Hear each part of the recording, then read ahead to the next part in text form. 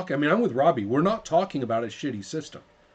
Oh, We're talking, but it has features that demand a certain approach.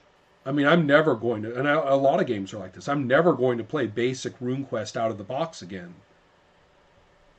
from starting characters unless it's a coming of age story. Right. It just doesn't make any sense. It's very unfun to try to figure out, how that could be. Right. And I'm not going to play.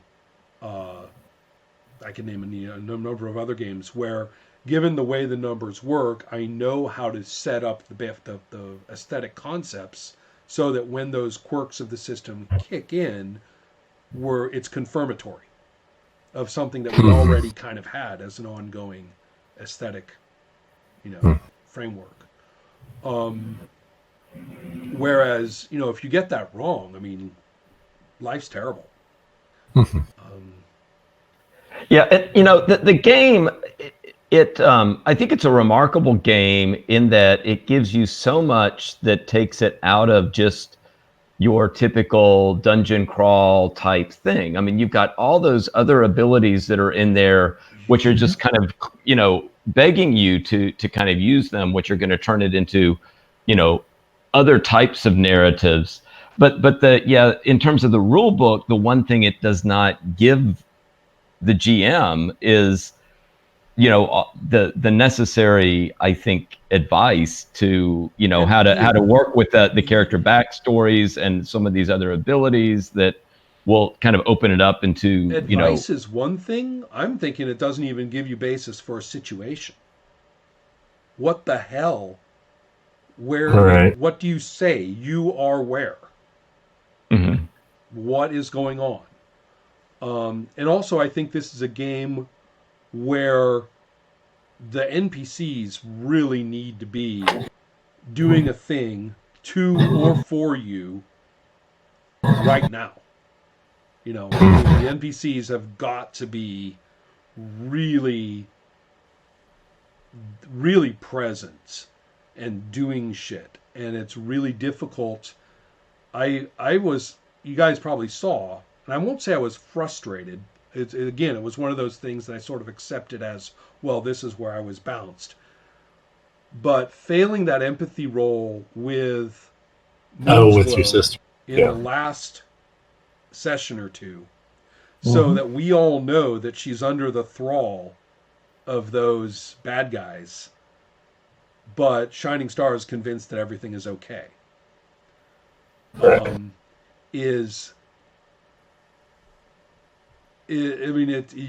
kind of went. I kind of went, ouch. And I said, all right, well, that's sort of the dramatic irony outcome, for Shining Star. But you can't save everything. You can't save everyone. You can't notice everything. Friends over family is pretty much where it comes for her because of that. Would you feel better if I told you what happened to her? No, I wouldn't. I mean, when I say everybody knows, you can just take it as your deluded players, making up crises. No, I know. I was going to say, I don't think it would make sense. Things don't become real in the game until they're in the game and happen. Right. And you see them. Reading my prep, which is different. I guess I'm agreeing with the idea that decisions to engage socially in any non-combat thing, to get decisions to engage with the game world through your roles,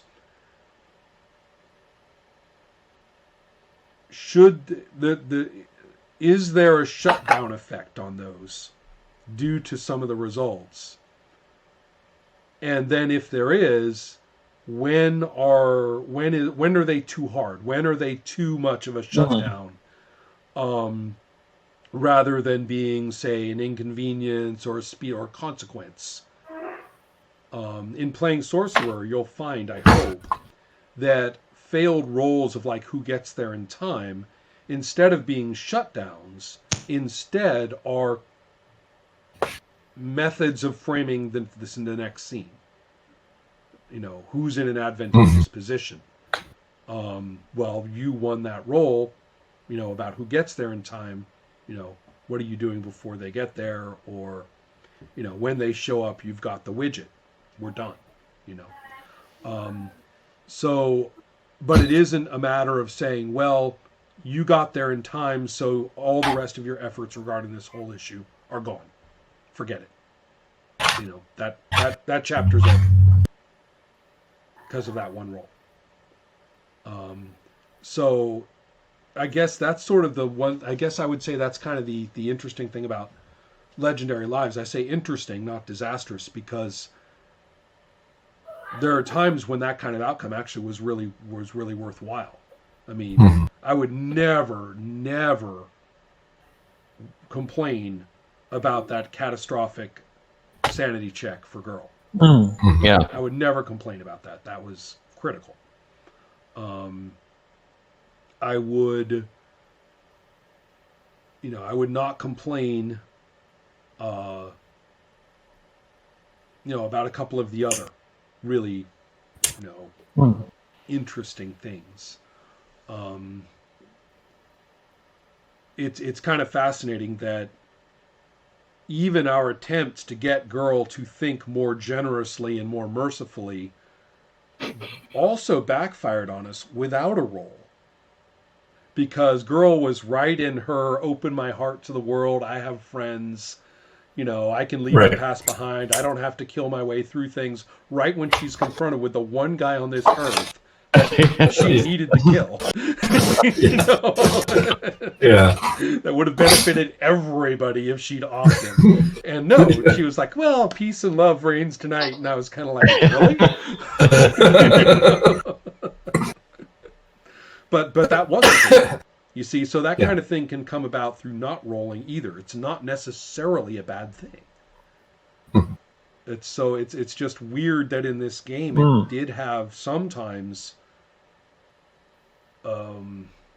It's really hard to distinguish between what is an undesirable shutdown and what is and you can't get what you want.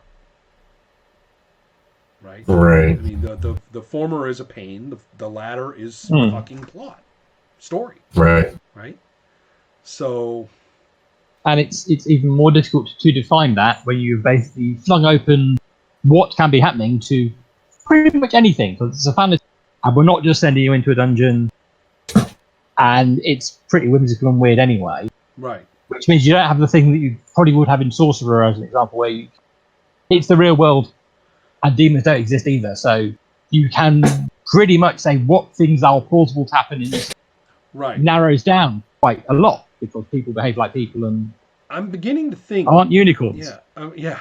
I'm beginning to think too that something that I said in one of the posts, which is that, or one of my reflections, I think, I talked about how you look at the profile of the starting player characters. And only then do you know what kind of fantasy you're playing. I talked about what if you had, a Corsair and a Barbarian and a Draconian Sorcerer. You've got brawny, badass, fire-breathing sword and sorcery coming your way. And then you have other combinations which could be very coherent. Or you could have combinations which are really kind of offbeat. And it kind of goes. I think it kind of also goes through several meat grinder steps until the sausage comes out the far end. Where you've got the very raw content in the book, and then that kind of gets where we kind of started, which is it gets completely weirded up just by going through the couch creation, right, and get these results from these tables in this format.